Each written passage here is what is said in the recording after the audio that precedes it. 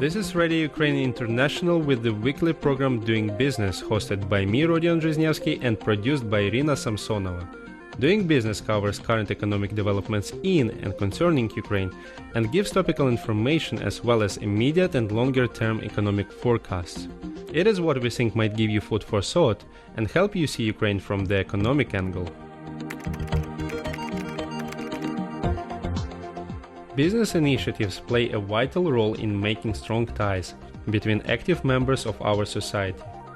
Strategy Council is an organization that cultivates and develops such knowledge and networking across business communities primarily in the emerging European economies.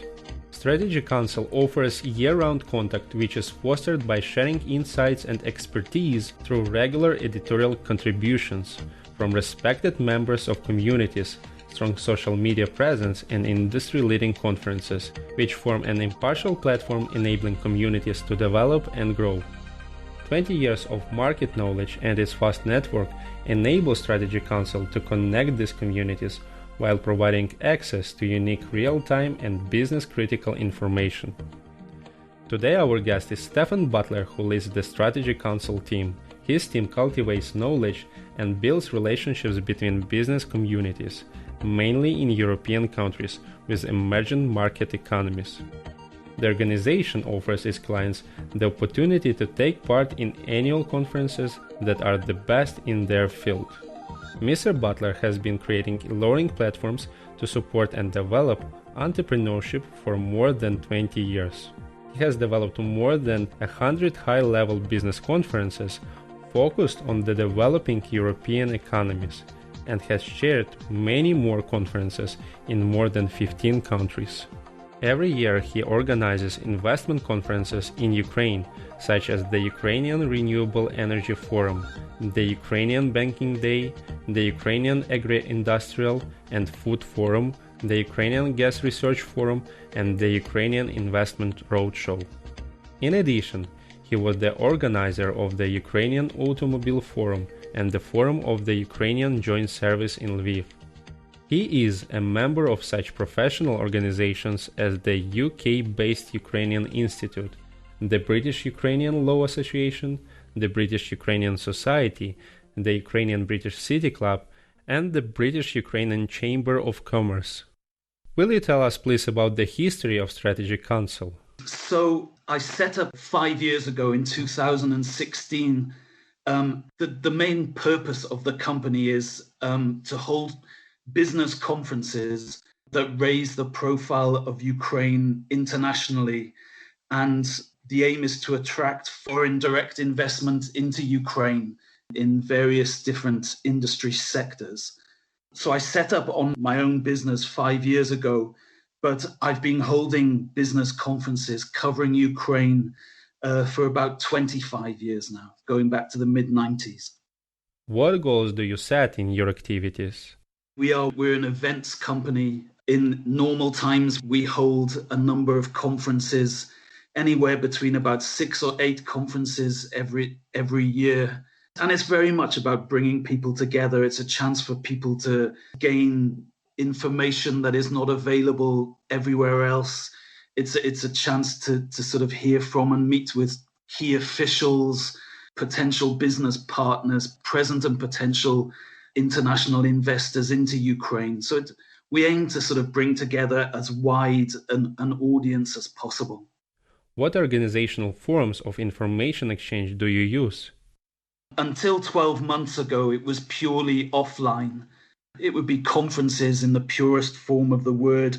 There might be a seminar, which is slightly smaller. There might be a workshop that's more practical. It could also be a drinks reception or a dinner if there's a visiting delegation. So all forms of sort of business communication. Obviously, for the last 12 months, it's had to be in the form of webinars, as with the rest of the world. And so, yes, so we had to adapt that way. How many conferences have you held and in what countries? So, as I mentioned, it would be roughly 6 to 8. Under the Strategy Council umbrella, we had held 20 conferences up until the beginning of 2020. In my career, I'd say I was trying to calculate this, probably close to 200 conferences I've held altogether. The majority of those would have been about Ukraine, but sometimes there were various times here where I'd also cover other sort of European countries as well.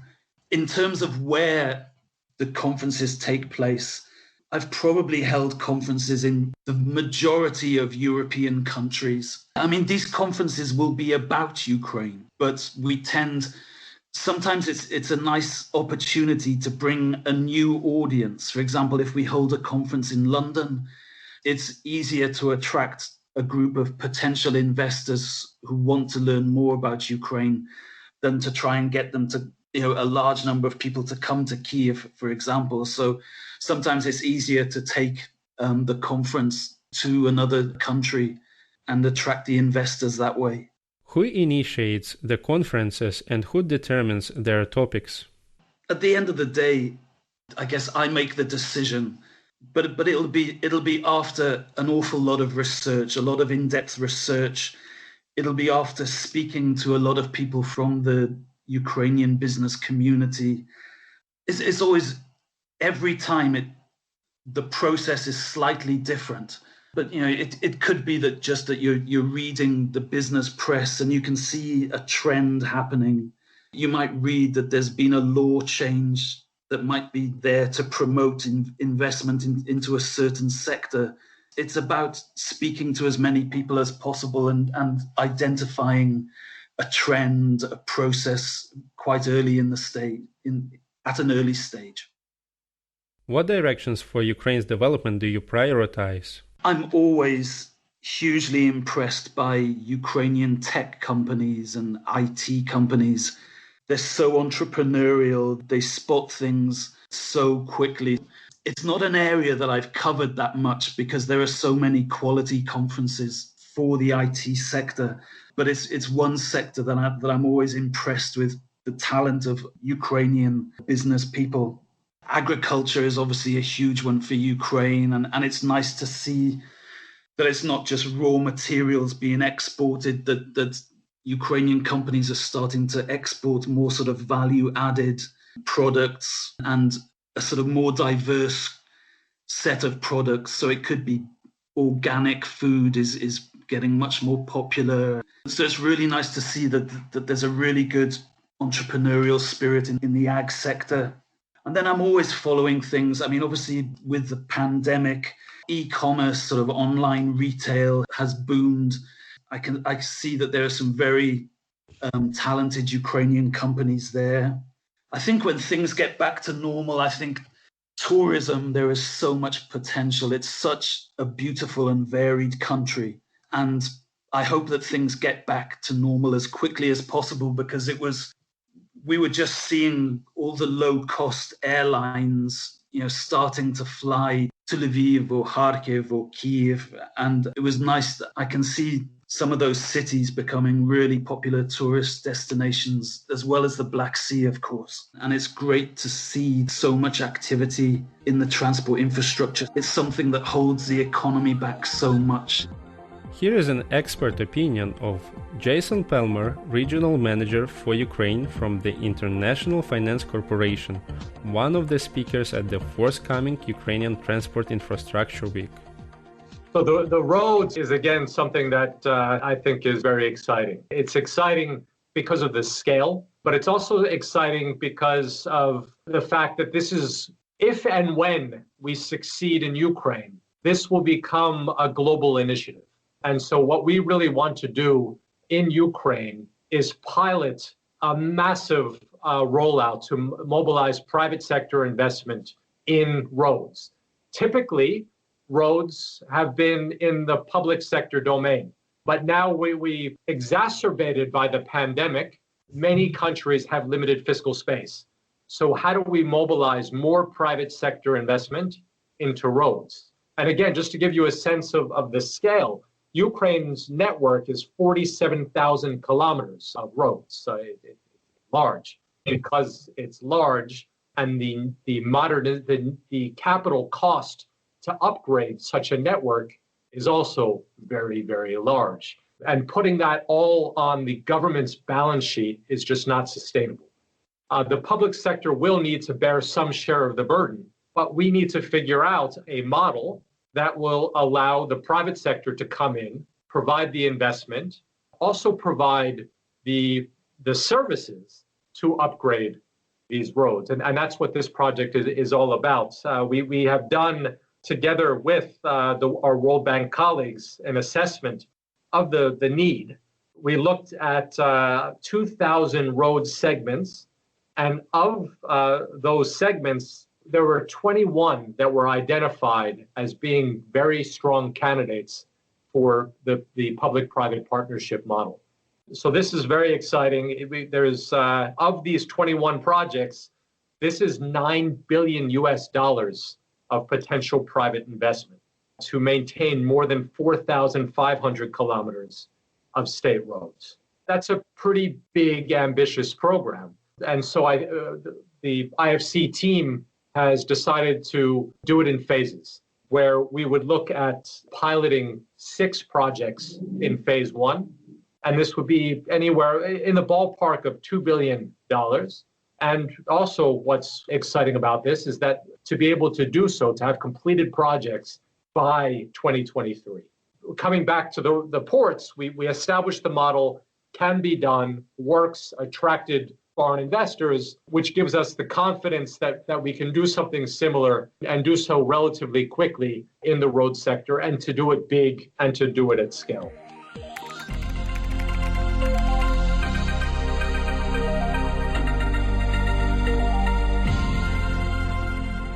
You're listening to Radio Ukraine's weekly program Doing Business, hosted by me, Rodion Жизневский, and produced by Irina Samsonova.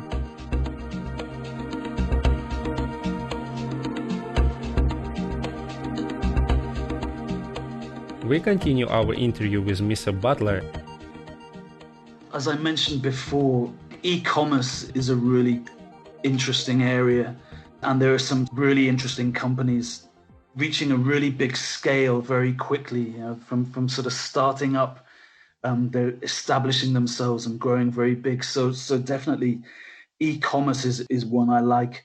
And retail in general, I think sort of the retail sector's a very interesting one. Just seeing a lot of how well some of the sort of supermarket chains are doing.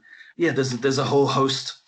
I think as transport improves, we mentioned tourism, of course, that's going to help. I think logistics, Ukraine is such a large country and it's so well positioned right next to the European Union that it's bound to become a major logistics and supply chain hub.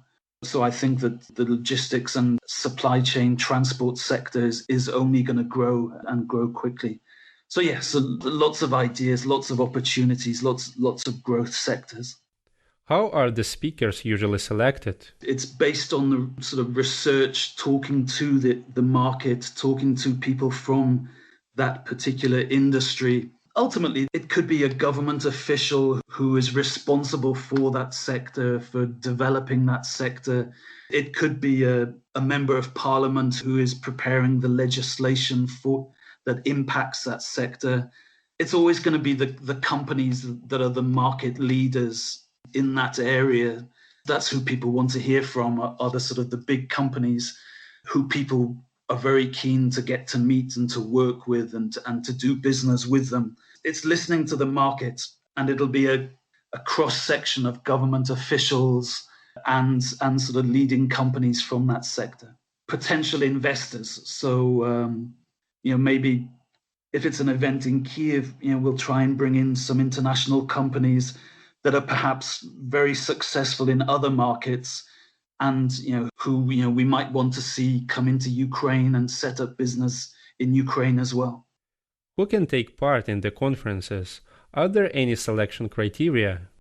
The events, essentially they're commercial, so there is a participation fee to pay. So in some ways that means that the typical audience tend to be business people, because they're representing large companies that have budgets to allow them to pay to participate. So yeah, absolutely anybody could go, but generally there's a participation fee to pay. Yeah, I'd like to think we're as democratic as possible. Yeah, everybody's welcome.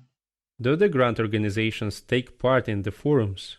Obviously, a huge part of what we do is cooperating with the public sector organizations. So typically, there'll be the particular profile ministry will be involved. If the event is outside of Kyiv, it could be the regional government will be involved. Definitely a lot of the state-owned enterprises, they take part on a regular basis. Obviously, we're hoping that there'll be lots more privatization, so hopefully there'll be fewer state-owned enterprises. Public sector plays a big role in every event we do. What events are you planning? How has the pandemic affected your work? How are the events held now? Obviously, we very much hope that by the autumn, sort of soon after the summer, we might be able to get back to holding offline events, or they might be hybrid events. That is at the moment what I'm working on, is that we'll be able to go back to live events at some point after the summer. In the meantime, we're holding a good number of webinars. We've been holding webinars on the same topics that we held physical conferences for previously, revisiting a lot of the industries that we work with. We did a UK-Ukraine agribusiness event a couple of weeks ago. We held an event for companies considering listing on a stock exchange, be it London, Warsaw, or Kyiv. We held that with the Ukrainian embassy here in London and with the London Stock Exchange a couple of weeks ago, which was very interesting. And the next one in 10 days or so is covering transport infrastructure, which is a topic which is really close to my heart. And it's great to see that there's so much activity in the transport infrastructure area in Ukraine at the moment, because obviously, as we all know, I've been coming to Ukraine for over 30 years, and you can see that it's something that holds the economy back so much, is just the state of the roads, the rail network. So it's great to see that there is big money being poured into the sector at the moment, and that sort of projects look like they're being delivered with the use of concessions and public-private partnerships, and with the support of sort of the international financial institutions. Here is an expert opinion of Jason Pelmer, Regional Manager for Ukraine from the International Finance Corporation, one of the speakers at the forthcoming Ukrainian Transport Infrastructure Week.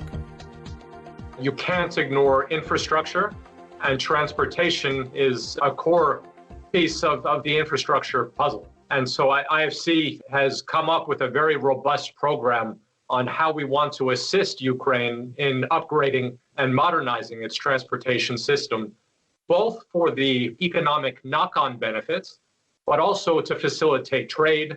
And let's not forget, transportation doesn't only include large nationwide projects, but could be something as simple as improving urban transportation, the city's transport.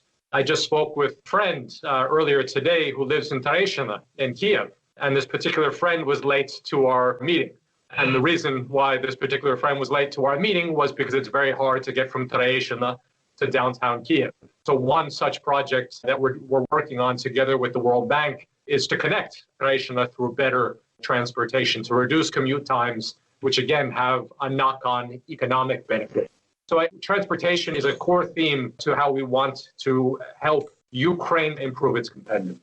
What does that look like? As I mentioned, it's urban transportation, but it's also rail. It includes large road projects. It includes ports, and it includes regional airports. So I think a very robust, dynamic program that we're looking at developing through different mechanisms. So with the city's example, it could be advising, I mentioned Kyiv, but we have another project, for example, in Lviv on autonomous trolley buses. This will be the first in Ukraine developing a project through advisory on how do you develop a system within the city of Lviv that uses this new technology, a green technology, uses electricity, and then has a battery embedded in the trolley bus that gets charged while it's on the catenary line, and they can go autonomously into the further reaches of the city to get people to where they need to go. So both advisory and a investment project. In addition to that, so the direct subnational financings, we have what's called the PPP engagement, the public-private partnership. And this is, again, where we are advisor, could be to the Ministry of Infrastructure, could be to the USPA, the Ukrainian Seaport Authority, could be to Ukrzheleznica, could be to Ukravtodor, to develop projects to mobilize private sector investment into this space. And then the other modalities, so we talked about the subnational, we talked about the PPPs, and this is more working directly with the private sector. An example of that would be MV Cargo, which is now Neptune, the agri-bulk logistics provider, port services, where we worked directly with the local sponsor to create a greenfield grain terminal outside of Odessa. So that different modalities, but many different projects across the infrastructure spectrum in Ukraine. So we've got a series of 5 webinars the week after next. And it's that's one of my favorite topics because it can make such a difference to the country. We continue our interview with Mr. Butler, and my next question is, what British-Ukrainian communities do you take part in? Could you tell us more about their activities in Ukraine? In London and in the UK, there's a really vibrant Ukrainian or sort of Ukraine-focused community. It covers all the different areas. So, for example, there's the Ukrainian Institute in the UK, which is primarily cultural. You would have the British-Ukrainian Society, which focuses a lot on the sort of political side or the socio-economical side. You have British Ukraine Law Association, the Ukrainian British City Club, the British Ukrainian Chamber of Commerce. They all cater for the business community. The UBCC, the City Club. It's wonderful. You realize that every major investment bank or international law firm, all these sort of blue chip companies in the City of London, there are Ukrainians in senior roles in pretty much all of these organizations, some very sort of smart guys. So it's great to see that sort of a lot of Ukrainian people really going very far in the business community. Your embassy here does a great job. They're involved in all sorts of initiatives and teaming up with these organizations that I've just mentioned. Also, something that's developed, perhaps sadly, in the last 7 years is the charitable side of everything. Obviously, with the aggression against Ukraine, it has meant that a lot of these organizations have taken on a charitable role as well. And it's nice, it helps bring the sort of community together and, for everybody to help out and raise money for good causes. So definitely the British Ukrainian community is very much involved in charitable activities. We thank Mr. Butler for his interview and invitation to the next online and offline events organized by Strategy Council. These events are extremely important for the development of the Ukrainian economy. They help attract new investments and open up new opportunities for international cooperation. This is a great opportunity to unite all political forces and find solutions to various problems facing this country.